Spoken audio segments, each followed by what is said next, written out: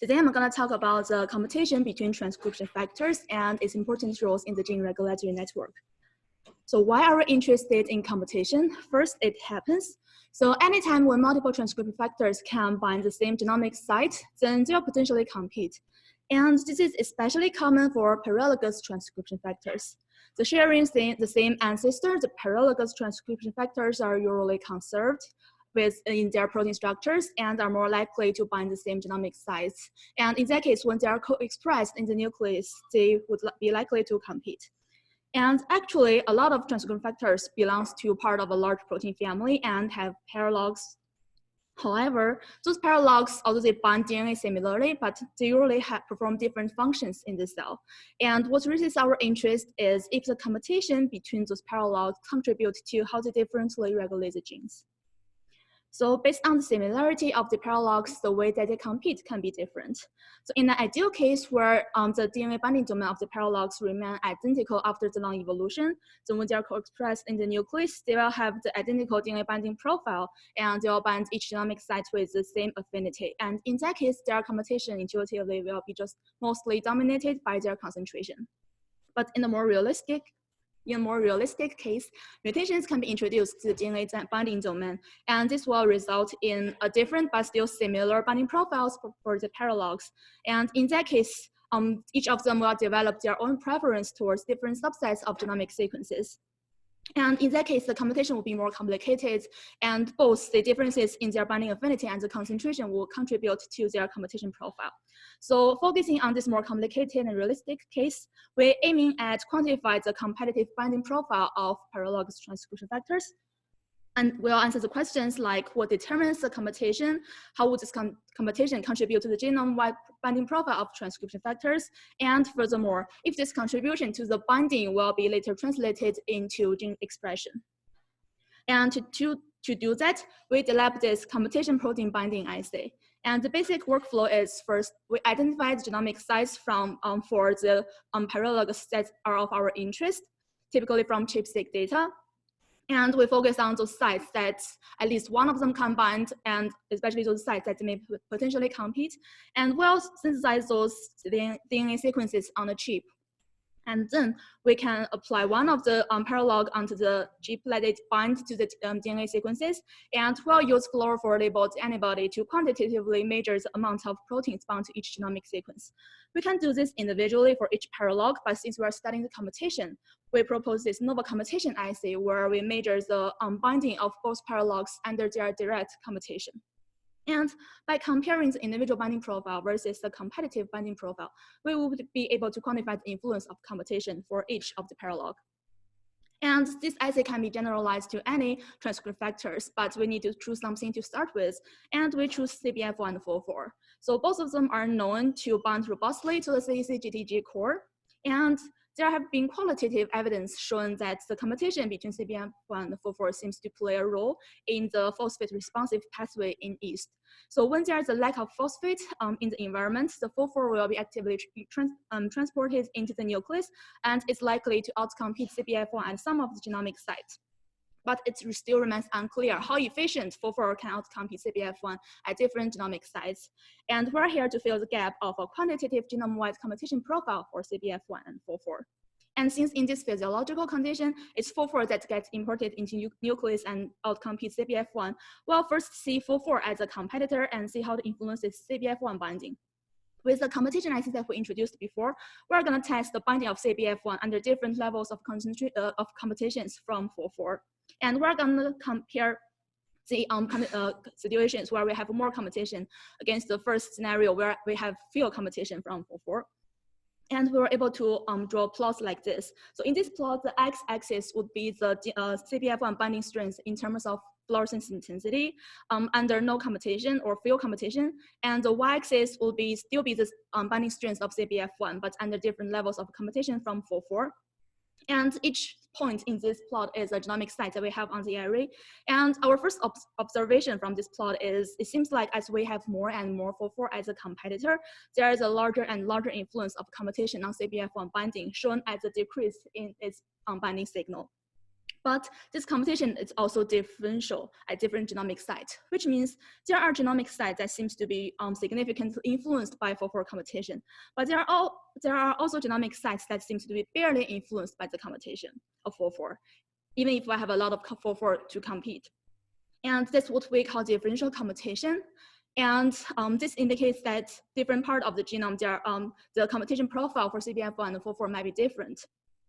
And instead, after looking at these individual genomic sites, then we started to wonder how the computation of 4-4 influences the overall binding profile of CBF1. And in that case, we choose these two extreme scenarios as an example. And we want to calculate the motif of CBF1 from these two situations using the top-ranked genomic sequences. And the motif we get is like this. And what we see is that the T before CCGDG that is slightly preferred by CBF1 stands out due to 4-4 computation. And what's more interesting is that there have been motifs for CBF1 developed from different experimental techniques, some in vitro and some in vivo. And here, what we observed is that the CBF1 motif derived from in vitro data, which in this case is universal protein binding microarray. It's more close to the motifs that we have for CBF1 without computation. But the CBF1 motif derived from in vivo chip data, which means 4-4 may also be present in vivo. The motifs that we get from recapitulates what we have from the CBF1 motif under computation. And this indicates that CBF1 should be a contributor to the the computation from 4-4 should be a contributor to CBF1 binding in vivo. And this also indicates that the motif that we get for transcription factors from one in vivo situation might not be able to represent a different in vivo situation where the computation context might be a little bit different. And since we can do the other way around and we can see CBF1 as a competitor and see how it influences 4-4, and we would do the same analysis and we reached similar results. And now that we have this quantitative computation profiles for CBF1 and 4-4, and we further quantify the influence of computation by defining this resilience term. And since here we are also still looking at CBF1 as a competitor, then we can define 4-4's resilience to CBF1 computation by the binding change of 4-4 due to the CBF1 computation. And then we start to wonder that what would be in the complicated cellular context, would the computation between CBF1 and 4-4 still follow this differential computation pattern that we observed in vitro? So we want to compare the binding profile, and we want to look at the 4-4 binding from ChIP-seq data in two in vivo scenarios, also one with computation from CBF1 and one without. And for easier comparison, we further bring the continuous resilience into three major groups, and then we can color the multigenomic sites based on their group of resilience. And by looking at ChIP-seq data, what we see that the genomic sites that we observed in vitro seems with higher resilience to CBF1 computation. The ChIP-seq peak of 4-4 is also rarely influenced. And for genomic site that is shown by in vitro data that you has a less resilient to CBF1 computation, the ChIP-seq peak of 4-4 also disappears due to CBF1 computation. And the competitive binding profile of in vivo also agrees very well with in vitro in terms of resilience if we look at all of the genomic sites in aggregates. And again, we can do the other way around and look at 4-4's computation effect on CBF1, and we reach similar results. So from now, we have shown that the computation between CBF and 4-4 contributes greatly to their genome-wide binding profiles in vivo. Then we start to wonder if these contributions to the binding would be further translated into how they regulate genes. So we look at some genes involved with CBF and 4-4, and there have already been studies showing that there is a list of genes that can be activated by 4-4 in physiological conditions. And however, more studies showing that in the case where CBF1 is knocked out, there is an additional list of genes that can be also activated by 4-4, which means 4-4 differentially activate genes in different cellular contexts. And we're here, and we want to see if it's the computation from CBF1 that contributes to this differential gene regulation by 4-4. And we do that by investigating the 4-4 binding sites upstream of this list of genes. And we want to see what would explain these differences in their gene expression of these two groups in the physiological condition. And we first tried the intrinsic 4,4 binding affinity from in vitro data for 4,4 by itself. And we see that the intrinsic binding affinity of 4,4 is not different for these two groups of genes and thus unable to explain.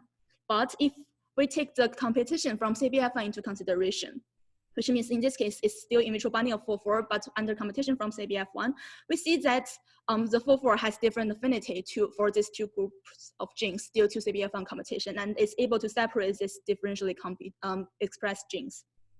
And here we are using in vitro data, but we can also use the in vivo data, and it will reach similar, but just a little bit noisier results since it's sequencing data. And we can also use the term that we defined before, the resilience, to separate these two groups of genes. So this indicates that the competition of CBF1 is able to explain how these two groups of genes is differentially explained.